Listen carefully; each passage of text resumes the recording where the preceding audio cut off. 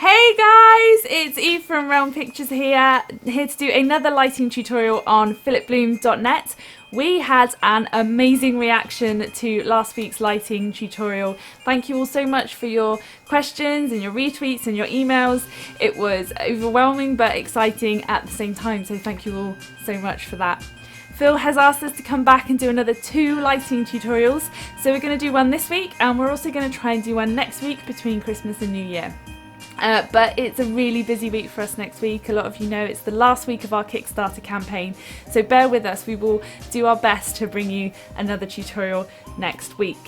One of the biggest questions we got asked was what were the lights we were using, what was the make, the model, and it's a really important question, I know, and I have tried to answer a lot of you via Twitter and email, but what I really wanted people to get away from that was not what lights we were using, but more how we were applying them. It's great if you've got access to your HMIs, your Kino Flows, your big studio lights, but if you don't have access to those sort of things, that doesn't mean that you can't make your shots look amazing using light.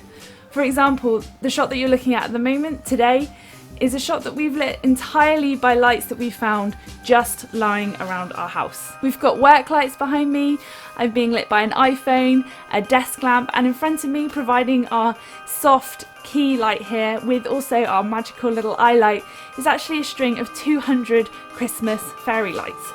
But I'm not going to take you through how to position these today, where you're going to put them in order to light an interview or a blog like this. But what we're actually going to do, in the spirit of Christmas, we're going to go through and look at each individual light that we have here and tell you ways and show you examples of how we've used these lights, these exact lights, to light shots that we've filmed in the past 12 months. And hopefully you guys can pick up on a few hints and maybe some tips as to how you can use them in your work. Okay, so we're going to go through 4 ways in which you can use lighting that's probably just hanging around your house, or at the very least is available to you from your local supermarket or hardware store, that you can use to add a little bit of gloss, a little bit of spice to your shots. These are all things that we've used in the past that we still use today, so I really hope you guys can get something out of this. The first type of light we're going to talk about is something that's readily available on film sets, I would say, and it's that of a smartphone. In particular, I'm talking about the iPhone, of course. On the iPhone we have an app called Droid Light. Do we? No? Droid Light, there we go. And this basically turns your iPhone into a light switch so that you can turn your light on the back of your camera on and off. Get yourself a couple of C47s, also known as clothes pegs, and attach them together like this. And that basically just makes a little stand for your eye light so that you can then pop it onto any flat surface. You can then use this to pop into your scene, hide in your scene, and use just to pick up a little bit of detail. We've used this in the past to backlight mugs of coffee so that you can really see the steam and things like that. And again, it just adds a little bit of depth to your shot. So that's the iPhone. I'm sure there are many other apps out there that you can use, but that's the one I'm talking about today. The second source of light I'm talking about today is Christmas lights. It's Christmas, so we have strung some up behind me. I wouldn't usually recommend using them like this. They can look a little bit silly if you're not careful with them, but there are a couple of really creative things that you can do with Christmas lights. The first thing being, because Christmas lights are basically a really small point of light, when you're shooting at a really shallow depth of field and they're in the background of your shot, they create these beautiful discs of light, and when they overlap, it makes this really, really lovely pattern. At the beginning of this video, we use this technique, and it adds a bit of glamour to the shot, makes it maybe feel a bit like a cityscape. You could have people moving around in the background, maybe jiggling them a little bit, giving a bit of movement and interest in the background. So that's one way that you can use fairy lights in your shot. The second thing you can use fairy lights for is what we've got set up here in the background. We've actually pinned our fairy lights to a piece of 4x4 of polyboard, effectively turning it into a large soft light, which is pretty useful in itself. But what we've actually done is, because it's polyboard, we've actually managed to pop a hole right through the centre of it, allowing us to be able to put our camera through the middle and shooting a subject the other side. What this has effectively done is turn this into a ring light. For those of you that don't know, ring lights are often used in things like fashion photography, That is because ring lights create a really soft light that gets rid of any shadows on the face, evens out all the lines, all the wrinkles, that sort of stuff, and makes the skin look really wonderful. Ring lights also create wonderful eye lights as well, and because these lights are all scattered across this board, it's made a really magical sort of dotty eye light there, which is wonderful. If you're shooting a music video, this sort of thing is especially useful. Pop a wide angle lens on your camera and pop it through that hole. Get your subject to come up really close and you're going to get really massive eyes with that really awesome eye light and a real stylised feel. So that's a couple of ways that you can use fairy lights to add to your shots. The third light source we're going to talk about in the industry are known as cock lights. We like to refer to them as the Lego of lighting, and I'll show you why. These are basically just your standard light fittings with on-off switches here, and male to female connectors that you can connect together. Whoop. Wrong way around here. Highly modular, hence why we call them the Lego of lighting. You don't have to have them this close together. You can get yourself some additional wire. This is the kind of wire that you'll find in the walls of your housing for your home electrical. So you can have them 5 metres apart, 1 metre, you can have 2 this close and then 3 at a different distance. They're extremely modular, these. But the most wonderful thing about them is because they are just standard light fittings, you can go into your light shop, any shop that sells bulbs, and you can have a wonderful time playing around with everything that's available to you. It's like being a kid in a candy shop. You can pop in some 15 watt pygmies in here of all different colours. You can go for a 200 watt globe bulb, or you can even pop in some candles. These give off some fantastic light. But the best use for these that we've found is, say you wanted to backlight a bookcase, for example.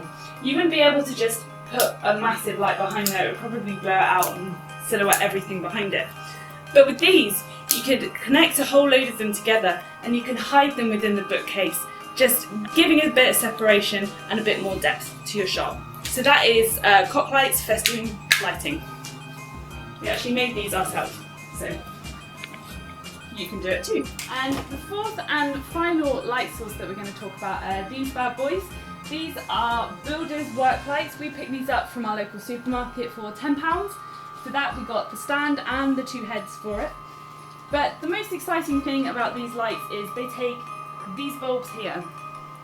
And this bulb here is exactly the same bulb that goes in one of these. This is a film and video halogen light. This is the exact light that we were using last week as our key light for our interview setup.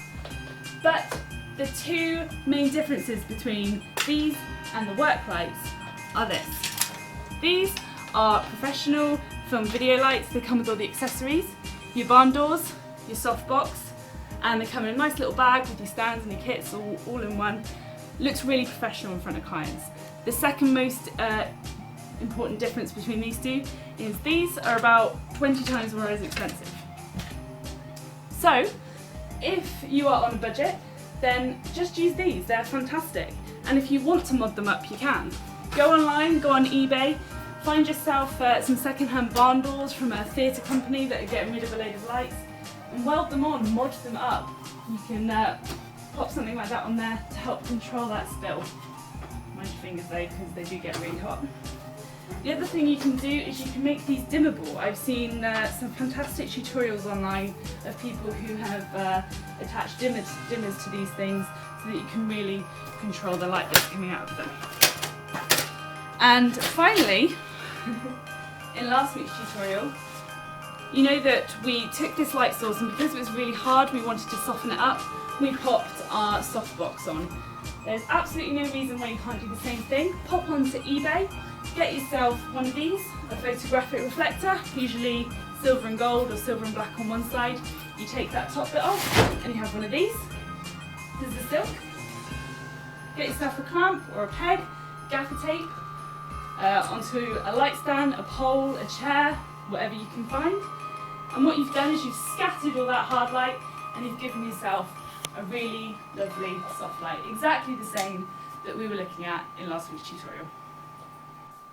So there were some of our golden tips as to how you can go about using lights that are just hanging around your house in order to spice up some of those shots. In response to hundreds of requests this week, we have now added a brand new Kickstarter reward. For just $50, you can bag yourself an hour-long lighting masterclass produced by myself and the team here at Realm. And it's going to be available on DVD or for digital download. And we're going to go into a lot more information about light. We're going to look at light theory, we're going to look at industry gear, how you go about telling the difference between HMI and keener flows, as well as all the other stuff there. But most importantly, we're going to be looking at how you go about deciding how you're going to light your scene. We're going to go from script all the way through to preparing a lighting plan, right the way through to the execution of the final product. And hopefully you guys are going to get a lot of information out of this so that you can go out and make your movies look kick-ass with some amazing lighting.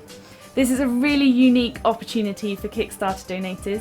If you are donating to the project, get in touch via Twitter or via email or on the Kickstarter page and let us know what you want to see on that DVD. The most popular topics that come through to us, we will feature on that masterclass.